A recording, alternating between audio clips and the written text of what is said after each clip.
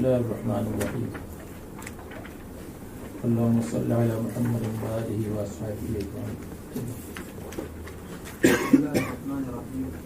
يقول الله جنات وتعود بمثل أبد إن كنتم مؤمنين واستعيذوا بذلك ويبين الله لكم الآيات بالأمر والنهي والله عليم بما يأمر به وينهى عنه حكيم فيه.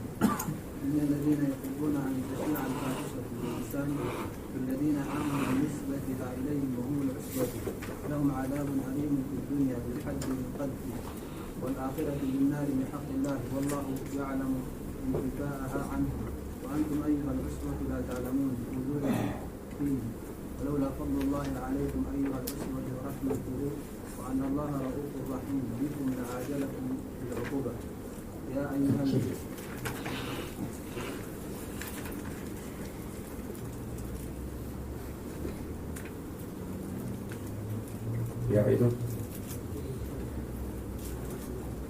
يعظكم الله أن تعودوا لمثله أبدا. اللہ تعالیٰ تم کو واضح نصیحت کرتے ہیں. یعنی وعظ میں یہ شامل ہے کہ تم کو منع کرتے ہیں کہ تم واپس ہو جاؤ لمثلہ اس قسم کی تہمت کے لیے اتہام کے لیے ابدا ہمیشہ کے لیے. ان تعودوا لمثلہ یعظکم اس ینہاکم کے معنی میں ہے تو ان تعودوا اس کا مفعول بھی ہے. یا معنی یہ ہے اللہ تعالیٰ تم کو نصیحت کرتے ہیں. کیوں؟ کراہت ان تعودوا لمثلہ ابدا. کراہت مقدر ہوگا یا فی ان تعودوا لمثلہ ابدا. اور وعظ کسی کو نصیحت کرنا اور اس کو انجام سے ڈرانا ہے, اس کو عاقبت سے ڈرانا, اس کو وعظ کہتے ہیں. ان کنتم مؤمنین اگر تم مومن ہو تتعظوا بذالک یہ جزا ہے ان کے لیے. یہ ان حضرات کے نزدیک جو جزا کو مقدم نہیں مانتے, جو جزا کو مقدم مانتے ہیں تو ان کے نزدیک یعظکم اللہ جزا ہے. وَيُبَيِّنُ اللَّهُ لَكُمُ الْآيَاتِ اللہ تعالیٰ تم کو اوامر اور نواہی آیات بیان کرتے ہیں. اللہ تعالیٰ علیم ہے بما یأمر به وینہا عنہ. اللہ تعالیٰ حکیم ہے فی ہے مامورات اور منہیات میں. ان الذین یحبون ان تشیع الفاحشۃ فی الذین بے شک جو لوگ پسند کرتے ہیں ان تشیع الفاحشۃ کہ پھیل جائے بے حیائی کی خبر. فاحشہ سے مراد ہے بے حیائی کی تشہیر, اس کی بے حیائی کا بیان, اس کو پسند کرتے ہیں. ان تشیع پھیل جائے, الفاحشۃ بے حیائی کا بیان اور بے حیائی کا ذکر. فی الذین آمنوا مسلمانوں میں, بنسبتها الیہم کی یہ فاحشہ کی نسبت کرتے ہیں مسلمانوں کی طرف. فاحشہ اس بے حیائی کو کہتے ہیں جو شرعاً عقلاً عرفاً قبیح ہو, اس کو فاحشہ کہتے ہیں. وہم العصبۃ اور یہ وہ جماعت ہے جو منافقین کی جماعت تھی اور بعد مسلمان ان کے ساتھ ہو گئے تھے. عصبۃ اس جماعت کو کہتے ہیں الجماعت المتعصبۃ وہ جماعت جو ایک دوسرے کو قوت پہنچاتی ہے, حق پر ہو یا باطل پر ہو, تعصب والی, اس کو کہتے ہیں عصبہ. لا تعلمون تم لہم عذاب علیم فی الدنیا ان کے لیے دنیا میں عذاب دردناک ہے حد قذف کے ساتھ, اور آخرت میں نار ہے لحق اللہ اس لیے کہ انہوں نے اللہ تعالیٰ کے حق کو برباد کیا. یعنی حد یہ قذف کے اندر دونوں حق ہے, حق العبد بھی ہے اس لیے کہ عبد پر تہمت لگائی, حق اللہ بھی ہے. اللہ یعلم اور اللہ تعالیٰ جانتا ہے انتفاء الفاحشۃ عنہ کہ مؤمنین سے فاحشہ منفی ہے اور موجود نہیں. وانتم اور تم اے جماعت, اے عصبہ, اے پارٹی, لا تعلمون تم نہیں جانتے ہو وجودها وجود الفاحشۃ فیہم. ولولا فضل اللہ علیکم ورحمتہ وَأَنَّ اللَّهَ رَءُوفٌ رَحِيمٌ، اور اگر اللہ تعالیٰ کا فضل نہ ہوتا، نعمت اسلام یا اللہ تبارک و تعالیٰ کا فضل نہ ہوتا قرآن کریم، وَرَحْمَتُهُ، اور اللہ کی رحمت نہ ہوتی، یہ صورت رحمت اللہ تعالیٰ کی یہ صورت ہے جس میں اللہ تعالیٰ نے احکام بیان کیے اور توبیخ سنائی ان لوگوں کو جو حضرت عائشہ پر تہمت لگاتے تھے. فَأَنَّ اللَّهَ رَءُوفٌ رَحِيمٌ، اور اگر نہ ہوتا کہ اللہ تعالیٰ رؤوف الرحیم ہے تم پر، لعاجلکم بالعقوبت، یہ جزا ہے، لعجلکم یا لفضحکم جیسے پہلے گزرا تھا. اے ایمان والو، یہ 9 تقریباً توبیخات ہیں، تو اس میں یا ایھا الذین آمنوا بھی ہے. اے ایمان والو، تم تابعداری مت کرو خطوات شیطان، شیطان کے قدموں کی. خطوۃ الفاصلۃ بین القدمین کو کہتے ہیں، اور مراد شیطان کا نقش قدم ہے. شیطان کے راستوں پر مت چلو. شیطان نے تمہاری لیے یہ راستہ مزین کیا کہ تم تہمت لگاؤ اور عبداللہ ابن ابی ابن سلول کی تابعداری کرو. یہ شیطان کی تزیین، اور جو شیطان کے قدموں کی تابعداری کرے گا فَإِنَّهُ يَأْمُرُ بِالْفَحْشَاءِ، بس یہ شیطان متبوع، فَإِنَّهُ أَيْ الْمُتَّبَعُ یا فَإِنَّهُ أَيْ الْمُتَّبِعُ، شیطان کا تابعداری کرنے والا، یأمر بالفحشاء والمنکر، حکم کرے گا متبوع یا حکم کرے گا تابع، بالفحشاء بے حیائی کا کام، القبیح شرعا وعقلا وعرفا، جیسے زنا شرعا بھی قبیح ہے اور عقلا بھی قبیح ہے. عقل بھی یہ کہتی ہے کہ اگر زنا ہوگا تو گھر کی بیوی نہیں رہے گی بلکہ باہر ہو جائے گی، اور گھر کا نظام سب برباد ہو جائے گا، اور نسب کا پتہ نہیں چلے گا، اور بچوں کا معلوم نہیں ہوگا کس کے بچے ہیں. اور عرفاً تو ظاہر ہے. یأمر بالفحشاء والمنکر، منکر خلاف شریعت کا. اس لیے وہاں سورہ بنی اسرائیل میں کل اولئک کان سیئہ عند ربک مکروہا، جتنے صفات خصلتیں گزری ہیں، کان سیئہ عند ربک مکروہا، اس میں سے جو برے افعال ہے عند ربک مکروہا، وہ اللہ تعالیٰ کے ہاں بھی مکروہ ہے، اللہ تعالیٰ کی ہاں بھی خلاف شریعت ہے. یعنی جو تمہاری نزدیک مکروہ ہے وہ اللہ تعالیٰ کے ہاں بھی مکروہ ہے. تو یہ بتایا کہ اس کی قباحت شرعاً بھی ہے اور اس کی قباحت عرفاً اور عندکم بھی ہے. وہی جو آیت کریمہ ہے اس سے یہی مستفاد ہوتا ہے. والمنکر شرعاً، جو منکر ہے شرعاً، یعنی شریعت نے جس پر انکار کیا ہے اور شریعت نے جس کو منکر سمجھا ہے، باتباع خطوات الشیاطین. ولولا فضل اللہ علیکم ورحمتہ، اور اگر اللہ تعالیٰ کا فضل تم پر نہ ہوتا، جو اسلام کی نعمت ہے فضل، اللہ کی رحمت نہ ہوتی، رسول اللہ صلی اللہ علیہ وسلم کی صحبت یا توبہ کی توفیق توبہ، ما زکا منکم من احد، پاک نہ ہوتا تم میں سے کوئی بھی، یعنی ایھا العصبۃ، اے جماعت، تم پاک نہ ہوتے لیکن توبے کے ذریعے سے پاک ہو سکتے ہو. جو زبانی نقل تم نے کیا ہے اس سے بھی توبہ کرو. بما قلتم من الافک، جو تم نے کہا ہے من الافک جھوٹ. من احد ابدا، من احد من تاکید کے لیے ہے اور زکا کے لیے فاعل ہے. ابدا کبھی بھی، ابدا مفعول فی ہے، فی وقت من رأف، فی ای وقت، ما صلح و طہر، کوئی بھی پاک صالح نہ ہوتا، وہ طاہر نہ ہوتا اس گناہ سے، بالتوبۃ منہ، توبہ کرنے سے، منہ اس ذنب سے. لیکن اللہ تعالیٰ پاک کرتے ہیں یطہر جس کو چاہتے ہیں من الذنب گناہ سے بقبول توبتہ اس کی توبہ کی قبول کے ساتھ منہ ذنب سے اللہ تعالیٰ سمیع ہے لما قلتم اور علیم ہے بما قصدتم جو تم نے ارادہ کیا.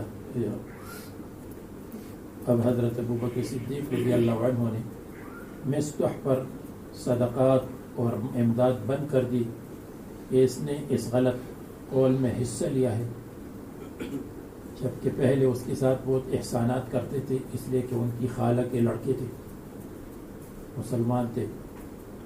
تو یہ آیت نازل ہوئی وَلَا يَأْتَلِ أُولُو الْفَضْلِ مِنْكُمْ وَالسَّعَةِ اور قسم نہ کھائے اولو الفضل منکم فضل والے غنا والے یعنی احسان والے، اولو الفضل اولو الاحسان اے اصحاب الغنا مالدار تم میں سے وہ قسم نہ کھائے اس بات سے کہ وہ رشتہ داروں اور مساکین اور مہاجرین کو نہیں دیں گے، اس قسم کو وہ توڑ دیں. تو یہ علیتن سے ہے، علیتن قسم کو کہتے ہیں. اور یا لا یأتل الا یألو، الا یألو اس کے معنی ہیں تقصیر کرنا. لم آل جہدن میں نے کوشش میں تقصیر نہیں کی، یہ عربی محاورہ ہے. معنی یہ ولا یأتل اولو الفضل تقصیر اور کوتاہی نہ کرے یا سستی نہ کرے اولو الفضل احسان اور مال والے، والسعت اور فراخی والے، اللہ یؤتوا اولی القربى والمساکین تو وہ تقصیر نہ کرے احسان کرنے میں. اللہ یؤتوا اولی القربى جس کا بیان یہ ہے کہ وہ نہیں دیں گے اولی القربى اور مساکین کو. تو لا یأتل اولو الفضل فی الفضل والاحسان پہ اللہ یؤتوا اولی القربى والمساکین والمہاجرین. اسی طرح الا یألو اس کے معنی منع یمنع بھی آتا ہے. لم آل جہدن لم امنع جہدن معنی یہ منع نہ کرے فضل اور احسان والے اپنے مال کو بے اللہ یؤتوا اولی القربى والمساکین، پھر بھی وہی مطلب ہوگا. تو الا یألو سے اعتلا یأتلی باب افتعال ہو جائے گا. اللہ یؤتوا اولی القربى کہ اولی القربى کو نہیں دیں گے. حدیث میں آتا ہے لیس الواصل بالمکافی، واصل صرف وصل صلہ رحمی کرنے والا وہ نہیں ہے، بالمکافی کہ وہ کسی کو بدلہ دے دے، آپ نے مجھے کچھ دیا تو میں نے آپ کو دیا. آگے فرماتے ہیں ولكن الواصل الذي اذا قطعت رحمه وصلها جس کے ساتھ صلہ رحمی کو کاٹ دیا جائے تو تب بھی وہ صلہ رحمی کرتا ہے. تو دینے سے قسم نہ کھائیں کہ ہم نہیں دیں گے اولی القربى رشتہ داروں کو، مساکین کو، مہاجرین کو. کہتے ہیں کہ یہ تینوں صفات ایک موصوف کی ہیں، یعنی مصطح رضی اللہ عنہ. حضرت مصطح اولی القربى میں بھی تھے، مسکین بھی تھے، مہاجر فی سبیل اللہ بھی تھے. تو صفات لموصوف واحد، اگر کوئی کہے کہ جب ایک موصوف کی صفات ہے تو پھر اس میں واو کیوں آئی؟ واو تعمیم کے لیے آئی تاکہ غیر مصطح کو بھی شامل ہو جائے کہ اگر صرف رشتہ دار ہے اس کو بھی دیا کرو، اگر صرف مسکین ہے اس کو بھی دیا کرو، صرف مہاجر ہے اس کو بھی دیا کرو.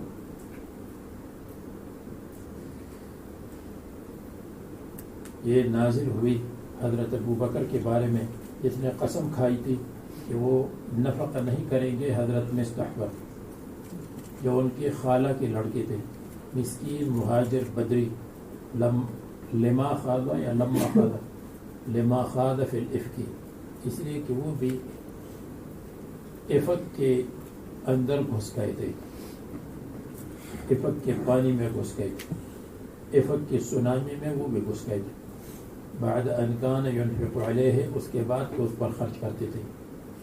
وناس من الصحابہ، اور کچھ اور صحابہ ان کے بارے میں نازل ہوئی. اقسموا، قسم کھائی تھی انہوں نے، اللہ يتصدقوا علی من تکلم بشیء من الافک، کہ جس نے افک کا کلام کیا ہے اس پر صدقہ نہیں کریں گے. وَلْيَعْفُوا وَلْيَصْفَحُوا، اور چاہیے کہ معاف کر دے ان کو، ان کی تقصیر کو، ان کی کوتاہی کو معاف کر دے. وَلْيَصْفَحُوا، اور چاہیے کہ اغماس کرے، اور چاہیے کہ چشم پوشی کرے. معاف کرنا ما سبقہ، اور اغماس کہ آئندہ اس کا ذکر نہ کرے. یہ اغماس اور مصفحہ ہے، چشم پوشی کرے. یا مطلب یہ ہے کہ وَلْيَعْفُوا، معاف کرے ان کو، وَلْيَصْفَحُوا، اور بِتَرْکِ الْإِيذَاءِ، اور ان کو ایذا بھی نہ پہنچائے. الا تحبون، کیا تم پسند نہیں کرتے ہو کہ اللہ تعالیٰ تمہاری مغفرت کرے. جیسے حدیث میں آتا ہے کہ ایک مسلم پر اس کے اعمال پیش کیے جائیں گے تو گناہوں کا ڈھیر ہوگا. اللہ تبارک و تعالیٰ فرمائیں گے میں نے تیرے حسنات کو قبول کیا اور تیرے گناہوں کو معاف کیا. اور کافر پیش ہوگا، اس کی بھی سیئات اور حسنات ہوں گے، تو اس کی سیئات کو کم نہیں کیا جائے گا، اس کی سیئات کو برقرار رکھا جائے گا، اور اس کے حسنات کا بدلہ اس کو دنیا میں ملا. اللہ تعالیٰ غفور اور رحیم ہے. اور یہ بھی حدیث میں ہے کہ کافر انکار کرے گا کہ میں نے سیئات نہیں کیے، تو ان کے منہ اور ان کی منہ پر مہر لگائی جائے گی، اور اس کے اعضاء نطق کریں گے کہ یہ سیئات کیے ہیں. یہ احادیث تفسیر مظہری وغیرہ میں یہاں نقل کی ہیں. اللہ تعالیٰ غفور اور رحیم ہے مومنین کے لیے. حضرت ابو بکر نے فرمایا بلا کیوں نہیں، انا احب ان یغفر اللہ لی. ورجع الی مستح، اور واپس کیا حضرت مستح کو. رجع یرجع رجوعا، واپس کرنا. رجع یرجع رجعا، واپس کرنا، اور رجوعا واپس ہونا. واپس کیا تو رجعا ہو جائے گا، اور اگر مستد رجوعا ہو تو پھر معنی یہ واپس ہوئے حضرت مستح کی طرف نفقہ کے ساتھ. ما کان ينفق علیہ، ما کان ينفقه علیہ سے پتہ چلتا ہے کہ رجع رجع سے ہے، رجوع سے نہیں، جو اس پر خرچہ کرتے تھے. یقیناً وہ لوگ یرمونا جو تہمت لگاتے ہیں. یہ تخویف المنافقین ہے. یہ آیت کریمہ منافقین کے لیے تخویف ہے. جو لوگ تہمت لگاتے ہیں المحصنات، پاک دامن عورتوں پر، عفیفات، الغافلات، جو بے خبر ہے فاحشے سے، ان کو فاحشے کی خبر بھی نہیں ہے، کبھی انہوں نے فاحشے کا تصور بھی نہیں کیا.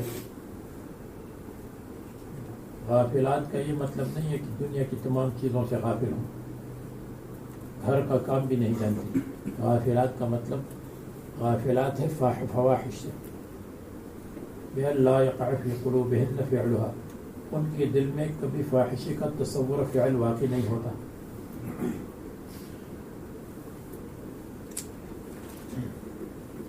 المؤمنات، جو اللہ اور رسول پر ایمان رکھتی ہیں، لعنوا فی الدنیا والآخرہ، دنیا اور آخرت میں ملعون ہے، ان کے لیے عذاب عظیم ہے. یہ عذاب عظیم کب ہے؟ یوم تشہد السنتہم وایدیہم، جس دن، یہ یوم منصوب ہے، اس کا ناصب استقرار ہے. الذی تعلق به لہم، جس کے ساتھ لہم متعلق ہے، یعنی واستقر لہم عذاب عظیم. اور استقر یوم تشہد، تو استقر کے ساتھ متعلق ہے، یا مستقر کے ساتھ متعلق ہے. وعذاب عذاب عظیم مستقر لہم یوم تشہد. تشہد اور یشہد علیہم السنتہم، ان پر ان کی زبان اور ان کے ہاتھ. جیسے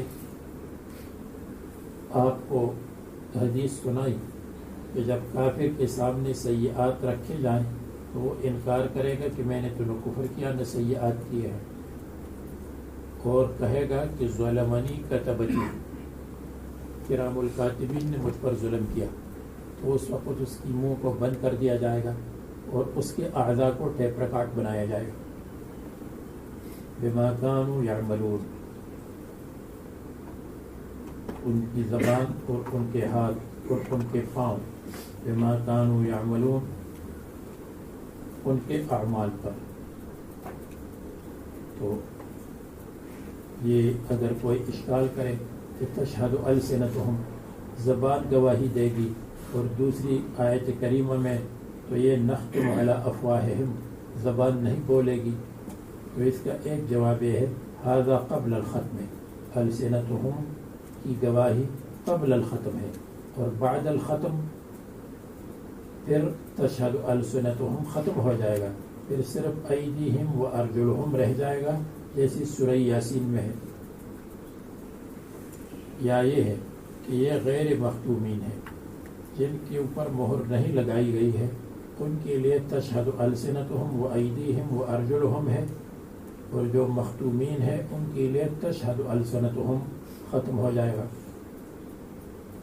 یا یہ کہا جائے گا کہ ختم یعنی مہر لگانا فی حق الکافرین ہے، اور یہ نطق جو ان کی زبان بھی بولے گی یہ حق القاذفین ہے، جو عفیفات کو گالیاں دیتے ہیں، قذف کرتے ہیں، ان کے لیے تشہد علیہم السنتہم ہے. من قول و فعل، جو قول کیا ہے اور فعل کیا ہے، اور وہ قیامت کے دن یومئذ یوفیہم اللہ دینہم الحق، اس دن اللہ تعالیٰ پورا دیں گے ان کو ان کی جزا، الحق جو سچی اور حق جزا ہے. الدین بمعنی الجزا، مالک یوم الدین، مالک یوم الجزا. یجازیہم جزاءہ الواجب علیہم، جو جزا ان پر واجب اور یہ ان کی مستحق ہے. اور وہ جانتے ہوں گے کہ ان اللہ هو الحق، اللہ تعالیٰ حق ہے، الحق قدرتہ، الحق اقوالہ،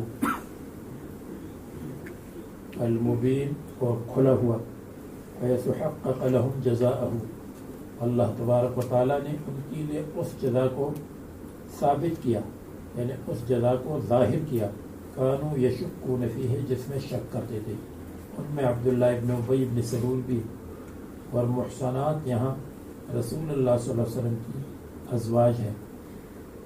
لم یذکر فی قذفہن توبۃ، یہ ابن عباس کے مذہب کی تقریر ہے کہ جنہوں نے حضرت عائشہ کو قذف کیا ان کے لیے توبہ نہیں ہے. ہاں جنہوں نے حکایت اور نقل کی ہے وہ الگ بات ہے. تو لم یذکر فی قذفہن، ان کے قذف میں توبے کا ذکر نہیں ہے. اور دوسرے حضرات کہتے ہیں کہ یہ تو چلو یہ کفر ہے تو کفر سے بھی توبہ ہو سکتی ہے، اس لیے ان کے لیے بھی توبہ ہے. قذف المحصنات سے بھی توبہ ہے اور قذف امہات المومنین سے بھی توبہ ہے.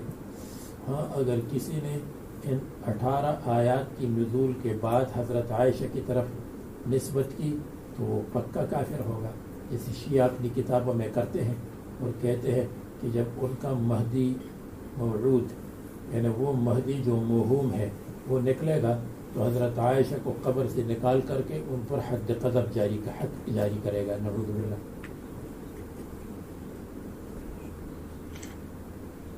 ومن ذکر فی قذفہن اول سورۃ التوبۃ، اور سورت کی ابتدا میں جس کے قذف میں توبے کا ذکر ہوا. ومن اور وہ لوگ، ذکر فی قذف، ومن اور وہ عورتیں، ذکر فی قذفہن جن کے قذف اور تہمت میں ذکر ہے. التوبۃ توبہ، اول سورت کی ابتدا میں. وان اللہ تواب حکیم، غیرہن وہ ازواج مطہرات کے علاوہ ہیں. اب فرماتے ہیں الخبیثات للخبیثین والخبیثون للخبیثات. اس کا ایک معنی یہ ہے کہ الکلمات الخبیثات للرجال الخبیثین والرجال الخبیثون للکلمات الخبیثات. خبیث لوگ خبیث باتیں کرتے ہیں، فحش اور بد کلامی کرتے ہیں، بکواس اور زٹلیات بکتے ہیں.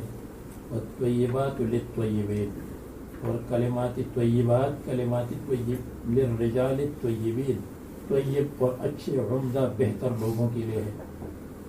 والطیبون للطیبات.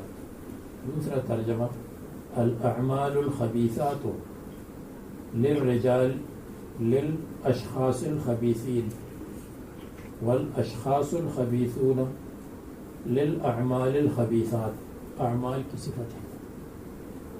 اعمال کی صفت ہو تو اگر کوئی کہے اعمال کی صفت مؤنث کیسے ہے، تو یہ قاعدہ ہے کہ مذکر کی جمع اگر وہ غیر عاقل ہو تو اس کے لیے صفت مؤنث آتی ہے. انشاءاللہ جب آپ عالم رؤیا میں وہ شرجامی پڑھیں گے تو المرفوعات میں یہ قاعدہ وہاں لکھا ہے کہ مرفوعات مرفوع کی جمع ہے. اور اگر کوئی کہے مرفوعات مرفوع کی جمع کیسے ہے، مرفوعات کی جمع ہونی چاہیے، تو وہاں یہ قانون لکھا ہے جو غیر عاقل ہو اس کی جمع مؤنث کی شکل میں آتی ہے، غیر عاقل مذکر. تو اور یہ دو معنی.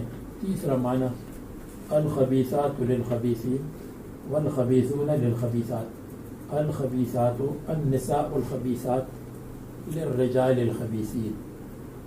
خبیث عورتیں من النساء، مصنف نے اس کو مقدم رکھا، ومن الکلمات دوسرے نمبر رکھا، اور اعمال اور بھی ملا سکتے ہیں. تو النساء الخبیثات للرجال الخبیثین، اور والرجال الخبیثون للنساء الخبیثات، والنساء الطیبات للرجال الطیبین الی آخرہ. پھر اس پر اشکال ہے کہ خبیث اور خراب عورتیں اور زنا والی عورتیں للخبیثین، خبیث اور خراب لوگوں کے لیے ہے.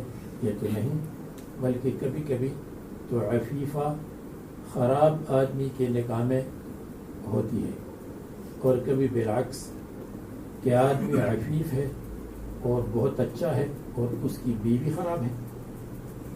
یہ تو مشاہدہ ہے بار بار. تو اس کا کیا مطلب الخبیثات للخبیثین؟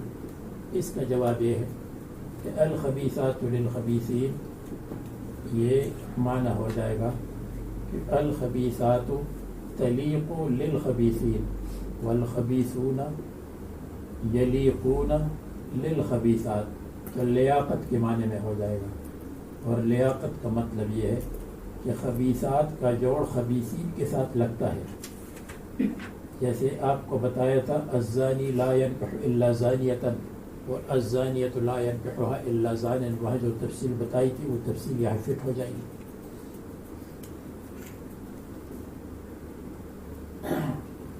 اور یا الخبیثات للخبیثین، جیسے وہاں 6 توجیہات بتائی تھی تو اس میں ایک توجیہ یہ لی تھی کہ الخبیثات للخبیثین، الخبیثات مرغوبات للخبیثین رغبت، اور والخبیثون مرغوبون للخبیثات. ایکٹرز کے ساتھ نکاح کرے گا، نکاح کرے یا اور کچھ کام کرے. اور جو فلمی لڑکی ہے تو وہ فلمی لڑکے کے ساتھ نکاح کرے گا، فلمی کے ساتھ یا علمی کے ساتھ.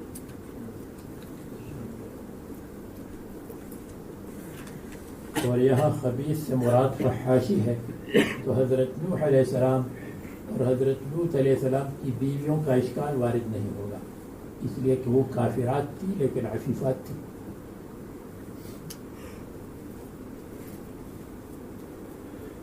والطیبون للطیبات مما ذکر. مصنف نے اس کی طرف اشکال کی جواب کی طرف اشارہ کیا. اے اللائق بالخبیث مثلہ وبالطیب مثلہ. ایک جواب کی طرف اشارہ کیا، اور لائق کا مطلب مناسب، مناسب کا مطلب دونوں میں جوڑ بیٹھتا ہے. اولئک مبرؤون مما یقولون. اولئک یہ طیبین اور طیبات من النساء، اور ان میں حضرت عائشہ بھی ہے، حضرت صفوان رضی اللہ عنہ بھی ہے۔ مبرؤون مما یقولون، وہ مبرؤون بری ہے، بے تعلق ہے،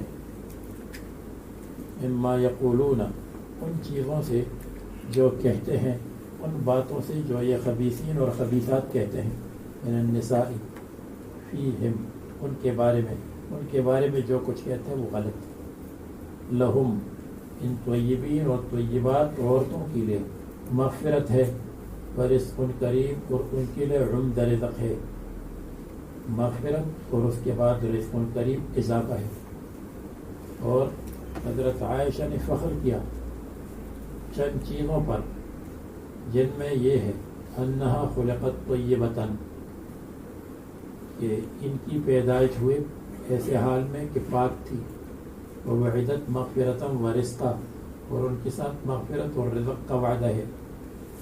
یہ حضرت عائشہ کی خاصیات میں سے ہیں۔ ایک یہ ہے کہ حضرت جبریل علیہ السلام رسول اللہ صلی اللہ علیہ وسلم کے پاس ان کی صورت کو لے کر آئے تھے نکاح سے پہلے، اور یہ بتایا تھا کہ یہ آپ کی بیوی ہے۔ نمبر 2، رسول اللہ صلی اللہ علیہ وسلم نے ان کے علاوہ کسی اور باکرہ عورت سے، لڑکی سے نکاح نہیں کیا۔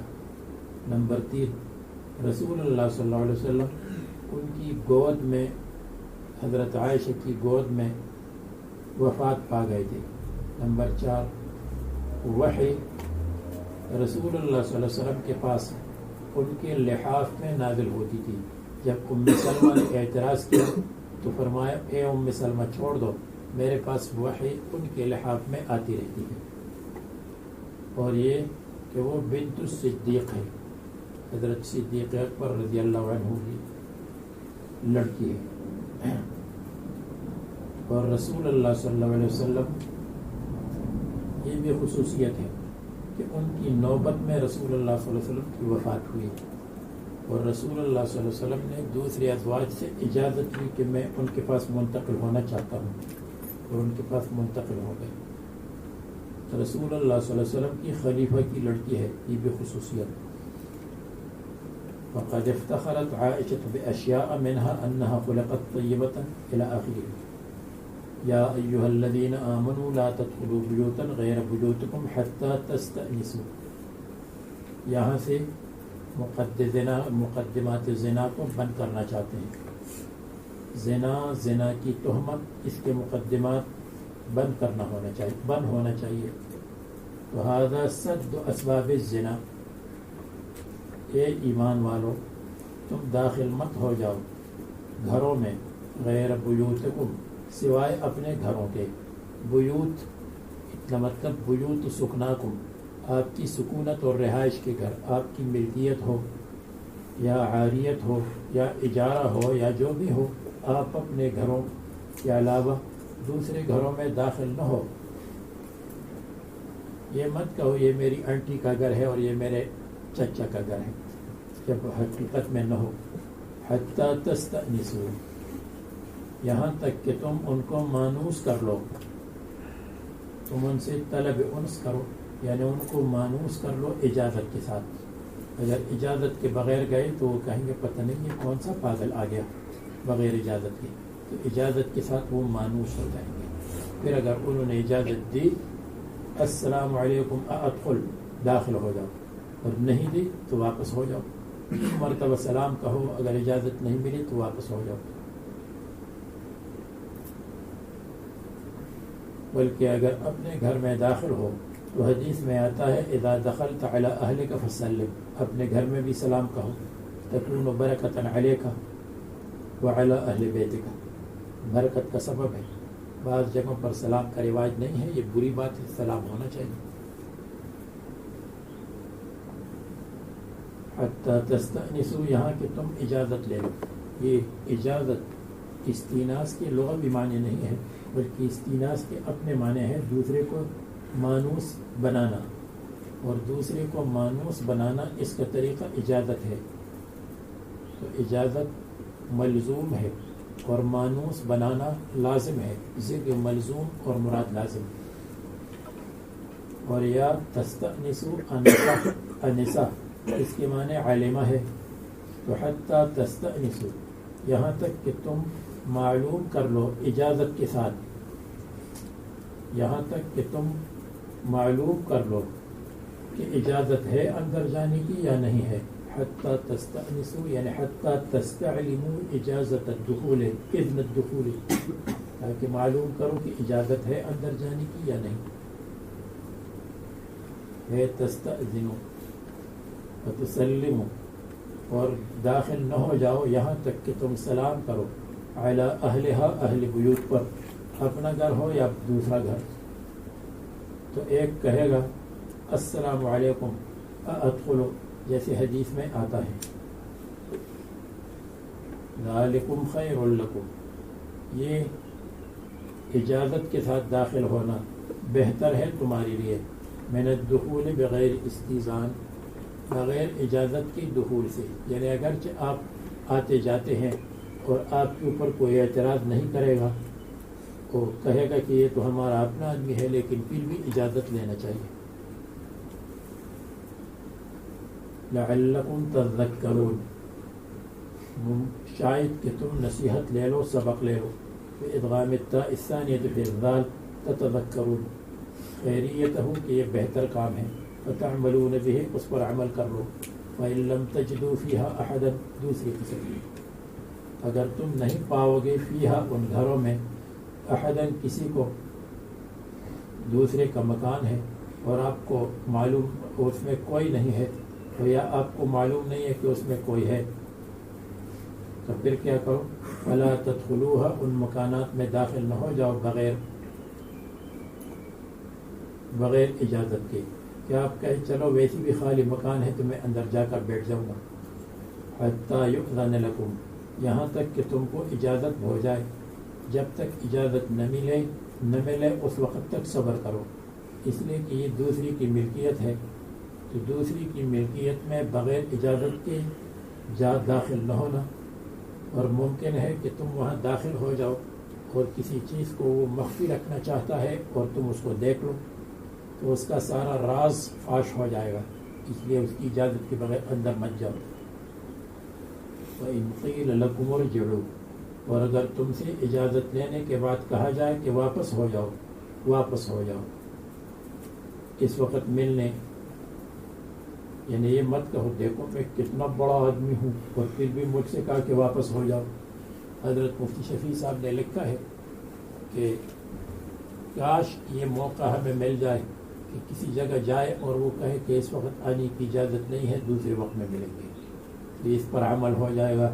وَإِنْ قِيلَ لَكُمُ ارْجِعُوا فَارْجِعُوا.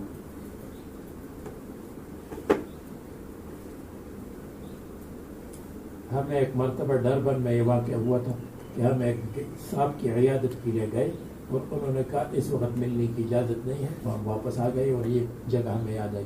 وَإِنْ قِيلَ لَكُمُ ارْجِعُوا فَارْجِعُوا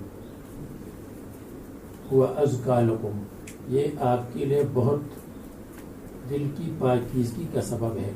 أَزْكَىٰ لَكُمْ بہتر ہے اور دل کی صفائی کا سبب ہے.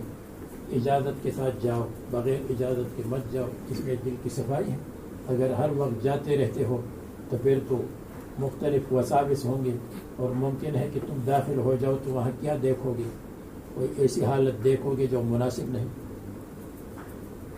وَأَزْكَىٰ خَيْرٌ لَكُمْ، یا وَإِنْ قِيلَ لَكُمُ ارْجِعُوا فَارْجِعُوا، واپس ہونا تمہارے لیے بہتر ہے.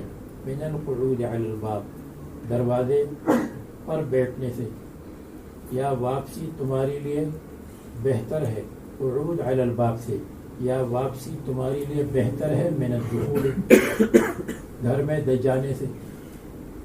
واللہ بما تعملون علیم، اللہ تعالیٰ تمہارے اعمال پر کہ تم داخل ہوتے ہو اجازت کے ساتھ یا بغیر اجازت کے عالم ہے. فیجازیکم علیہ، تم کو سزا یا بدلہ دے گا. اب آگے فرماتے ہیں لیس علیکم جناح ان تدخلوا بیوتا غیر مسکونۃ فیہا متاع لکم.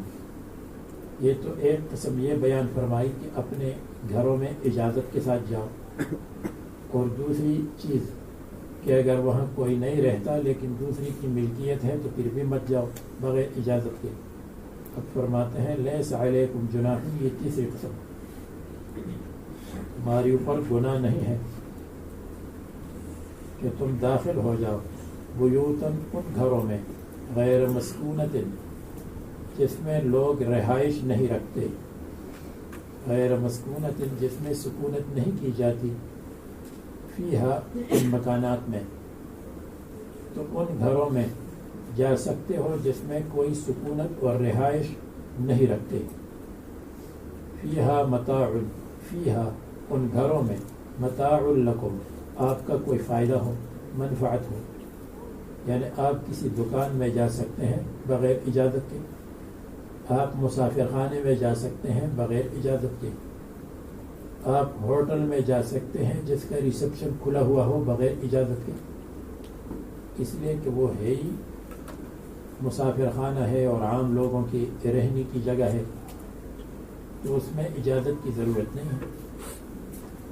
متاع کا مطلب سامان یہاں نہیں ہے، متاع کا مطلب ہے منفعت اور فائدہ، جس میں آپ کا کوئی فائدہ ہو.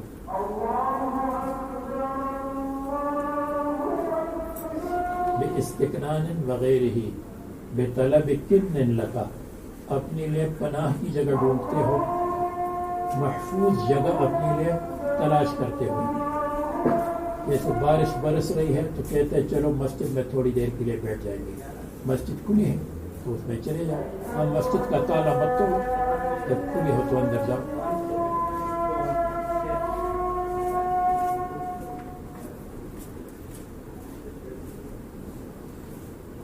استکنان، استکنان طلب الکن وغیرہ ہی، اور اس کے علاوہ قبیوت الربط، جیسے وہ جگہ اور مکانات جس میں جانوروں کو باندھتے ہیں، اس میں عام لوگ جاتے ہیں. والخانات المسبلۃ، یا وہ مسافر خانے، خانہ مسافر خانے کو کہتے ہیں.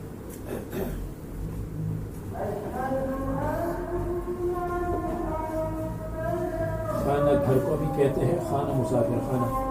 المسبلۃ جو راستے پر واقع ہو، الواقعۃ علی السبیل، اس میں آپ جا سکتے ہیں. ہاں اگر اس میں اجازت کی ضرورت ہو تو پھر وہاں بھی اجازت لے لیں. جیسے کہے یہ مسافر خانہ فلان ضلع کے لیے ہے یا مسافر خانہ فلان جگہ کے لیے ہے، تو پھر اجازت لے لو کہ میں اس جگہ کا نہیں ہوں، تو اس میں رہ سکتا ہوں یا نہیں رہ سکتا، پھر اجازت کی ضرورت ہے.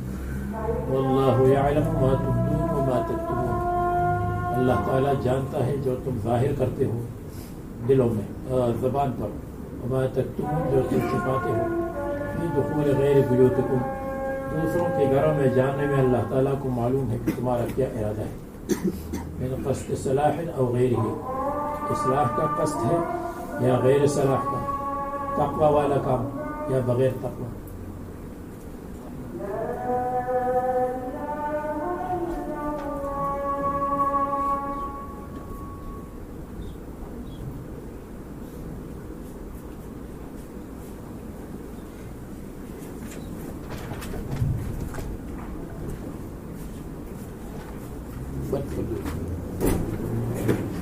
جیسی بھی باہر جانا اور باہر دفتر سے وہ بھی آیا تھا کہ کھڑکیاں بند رکھو. فرماتے ہیں وَسَيَأْتِي أَنَّهُمْ إِذَا دَخَلُوا بُيُوتَهُمْ يُسَلِّمُونَ عَلَىٰ أَنفُسِهِمْ، یہ بات آئے گی کہ اپنے گھر میں بھی سلام کرو. اب یہاں قُلْ لِلْمُؤْمِنِينَ يَغُضُّوا مِنْ أَبْصَارِهِمْ، یہ بھی مقدمات زنا کو بند کرنے کے لیے ہے. جب آدمی عورتوں کے پاس جاتا ہے تو اس کی 3 قسمیں ہیں.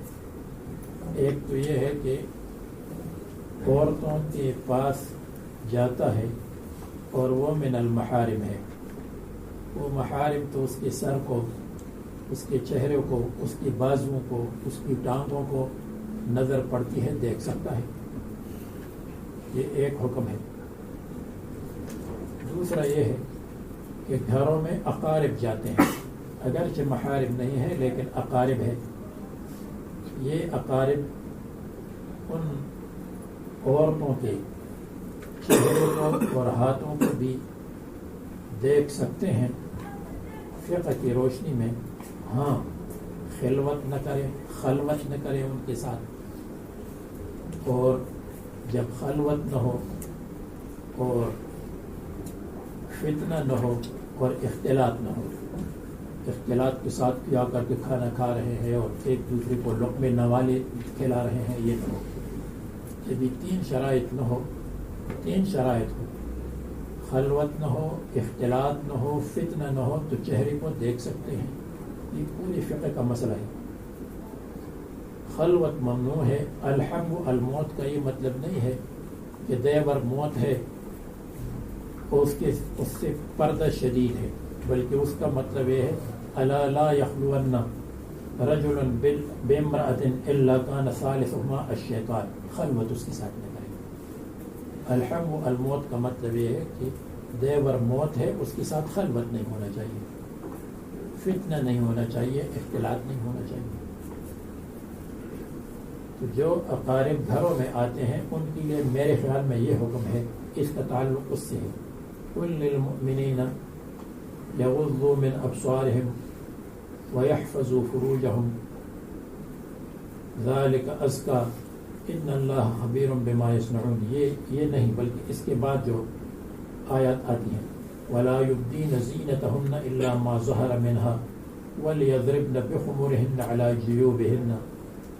یہ اس کا تعلق گھر کے اندر ان عورتوں سے ہے جہاں باہر سے اقارب آتے ہیں. اور نمبر 3، عورتوں کا باہر نکلنا. عورتیں جب باہر نکلتی ہیں تو پھر ان کے لیے مکمل پردہ ہے. سر سے لے کر پاؤں تک صرف ایک آنکھ کھلی رہ سکتی ہے، یا جو آج کل کے کا پردہ آتا ہے کہ اس میں آنکھ کی جگہ کی ضرورت نہیں ہوتی، اس لیے کہ اس کپڑے میں نظر آتا ہے راستہ وغیرہ، اس کی اجازت ہے. باقی بدن مستور رہے. جیسے حضرت عائشہ رضی اللہ عنہا کو حضرت صفوان ابن معطل نے پردے سے پہلے دیکھا تھا، اور پردے کے بعد جیسے دیکھا تو اپنے چہرے پر پردہ ڈالا. حضرت صفیہ رضی اللہ عنہا جیسے رسول اللہ صلی اللہ علیہ وسلم نے اس کے ساتھ نکاح اور نکاح کا اعلان فرمایا تو اس کے بعد ان کا پردہ کرایا. اور جب وہ ایک مرتبہ سواری سے گر گئی اور پردہ ہٹ گیا تو سب سے پہلے رسول اللہ صلی اللہ علیہ وسلم نے فرمایا ام المومنین کا خیال رکھو.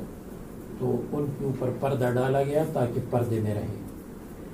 تو باہر کا پردہ الگ چیز ہے، گھر میں اقارب اور گھر میں محارم الگ چیز ہے. اسی کو اللہ تبارک و تعالیٰ بیان فرمائیں گے. قل للمؤمنین یغضوا من ابصارہم. مسلمانوں، یہ باہر کی بات، مسلمانوں سے کہنا چاہیے کہ اپنی نظروں کو نیچے رکھیں. عما لا یحل لہم نظرہ، جہاں دیکھنا جائز نہیں ہے اور من زائد ہے. اگر کوئی اشکال کرے کہ یغضوا من ابصارہم سے پتہ چلتا ہے کہ پردہ نہیں ہے، اگر پردہ ہے تو پھر یغضوا من ابصارہم کی کیا ضرورت ہے؟ پھر تو پردہ ہے، اوپر سے اوڑھنی ہے، اوپر سے برقع ہے. تو اس کا جواب یہ ہے کہ سب مسلمان عورتیں تو نہیں تھیں. مدینہ منورہ میں یہودیات بھی تھیں، اور مدینہ منورہ میں عیسائی عورتیں بھی آتی ہیں، اور مدینہ منورہ میں باندیاں بھی تھیں جن کے لیے پردے کے احکام سخت نہیں تھے. تو اس لیے یغضوا من ابصارہم کا حکم ہے. اور یہ مطلب نہیں ہے کہ مؤمنات بغیر پردے کی گھومتی تھیں. وَيَحْفَظُوا فُرُوجَهُمْ، اور تاکہ اپنے شرمگاہوں کی حفاظت کرے. عَمَّا لَا يَحِلُّ لَهُمْ فِعْلُهُ، اس چیز سے جس کا کرنا حرام ہے، بہا فروج کے ساتھ.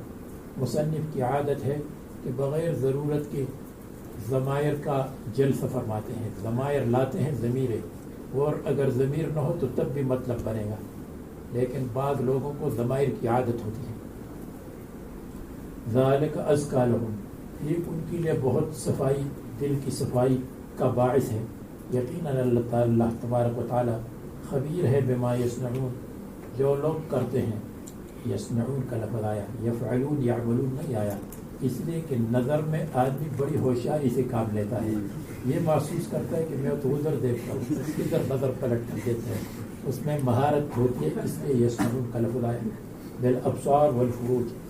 صنعت اس کو کہتے ہیں جس کام کی مہارت سے جو کام کیا جائے، ویجازیہم علیہ۔